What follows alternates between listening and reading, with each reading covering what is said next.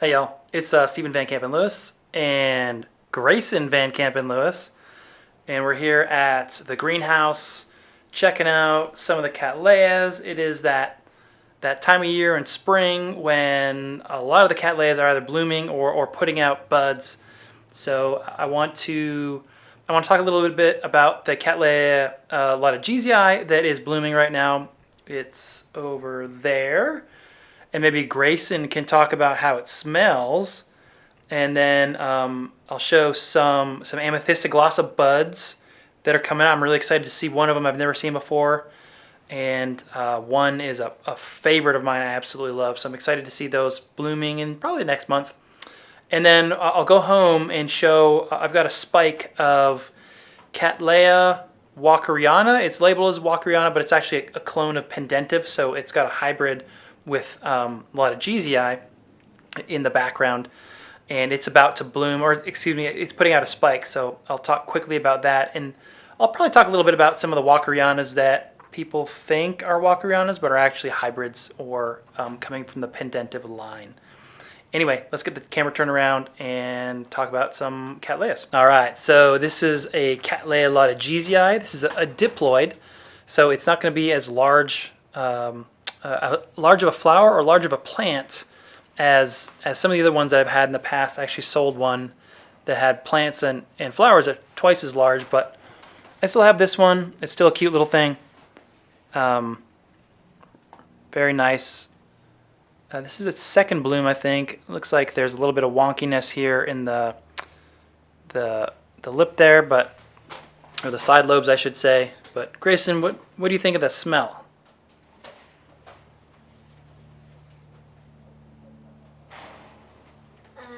Doesn't have that much smell, but... Is that a little bit of smell? Yeah. Is it nice? Yeah. All right. Oh, and before we look at the plants, Grayson, why are you dressed all in sports gear? Because I just got back from flag football. Did y'all win? Yeah. Nice. All right, so I've put the loddigesii back in its place, and I'm looking at the collection of Cattleyas and thinking to myself, boy, I still need to sell a bunch before I take these back to my house. So I'll probably chop up the large amethystoglossa up there. That's my favorite one. And then I'll probably sell this Tigrina here, this blooming size Tigrina, and some of the other ones. But actually, while we're talking about the amethystoglossas, let's take a look at this one. And so you can see it's way up high on the bench. You can see some of the buds are starting to come out. That only looks like 2 flowers, which is unfortunate. And then I've got some more coming out back there. And then all of these sheaths are pretty much full of buds. So I'm not anticipating a huge bloom this year, but it's, like I said, this is one of my favorites. So I'm excited to see what the flowers look like. One of the amethystoglossa that I got from Floralia in 2021 has a bud starting right here, and this has an aurea background. So this is a very unusual variety that is not very common in the United States, but I'm excited to see if this one blooms out aurea, and if it does, it'll be the first time I've seen that variety in real life, so it should be really, really exciting. I've also got this nobilior. This is an amalii that's doing pretty well. Of course, I like to let these get somewhat dry in the winter, so there's a little bit of shriveling. That's okay. I don't see any bloom spikes coming out at the bottom of the newest bulbs yet, so I still have my fingers crossed that I'll see some bloom spikes here in the next month or two. And then also of interest is this Rhyncholalia glauca, and you can see these sheaths are swelling. Look, a scale right there. These sheaths are swelling, so this one should have a bunch of blooms coming in pretty soon. This is an awarded one. It's called Red Heart. It received an HCC some years ago, and it's a really nice one. My memory tells me that this one might be polyploid, and I say that because the flowers are larger than the other one that I had about a year ago and I sold, and they lasted longer. So there's a good chance that this is diploid. Excuse me, that this one is polyploid instead of diploid. I don't see any bloom spikes yet forming on my purpuratas, so I'll have to wait probably another month. Well, no, probably another 2 or 3 months before we start seeing that. And I've got more purpuratas over here that are also sleeping. The next set of Cattleyas in my collection that I would anticipate seeing blooms on are the Loddigesii. So we'll see if we get Loddigesii this year blooming. It's got new growths coming in, and I don't know if these would mature in time to get any kind of blooms. There's only old spikes left.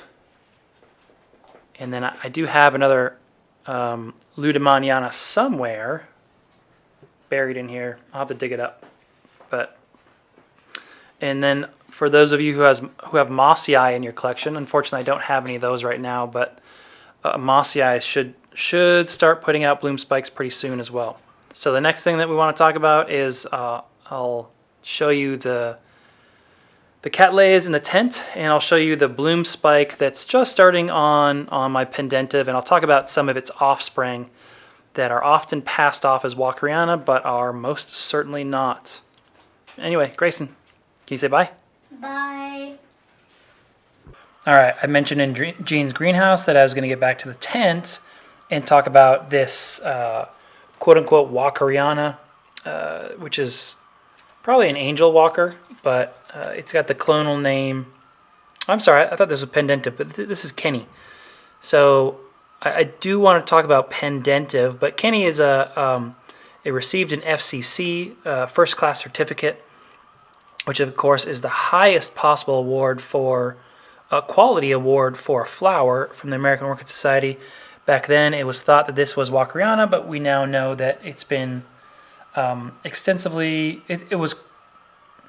but we now know that it comes from the Pendentive line, and the Pendentive line has some loddigesii in it, and so, but it's been crossed back onto Walkeriana. It looks like a hybrid between loddigesii and Walkeriana, and that typical hybrid is dolosa. The natural variety is dolosa, of course. The cultivated hybrid actually gets a different name, but so very characteristic of hybrid, and that's why it blooms in spring. So you can see here. Now this is too early to tell, but most likely I'll zoom in real quick and back out. Hope nobody's getting seasick.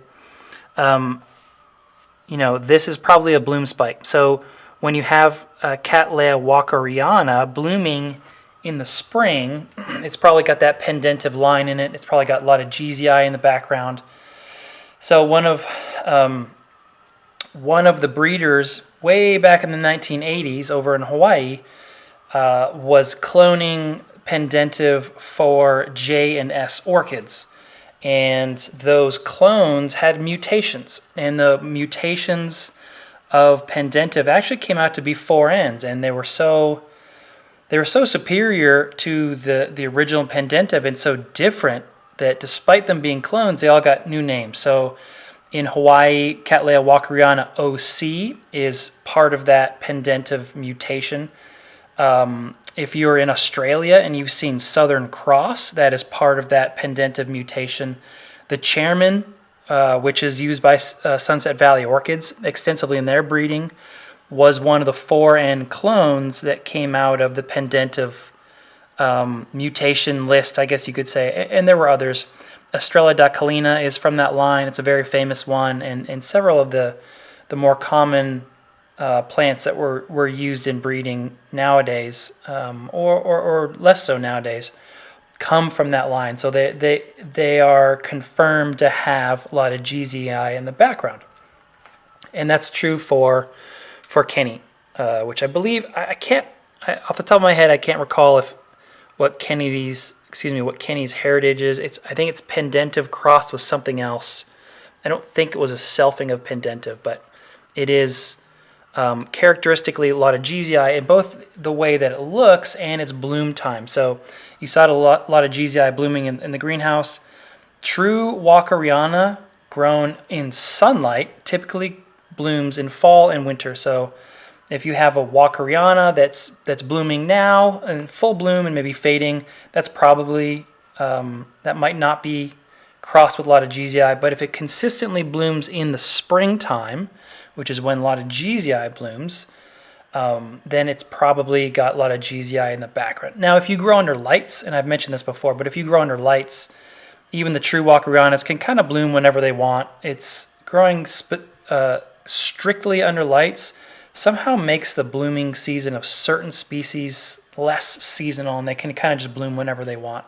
Walkeriana is one of those species. Others, some of the unifoliate Cattleyas, labiata, and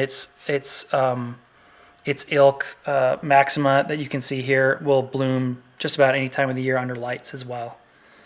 So anyway, yeah. So if you have OC, Estrella dacalina, the chairman, Southern Cross, if you're in Australia, all of those are pendentive clones that were mutants and came out as foran and were widely used in breeding.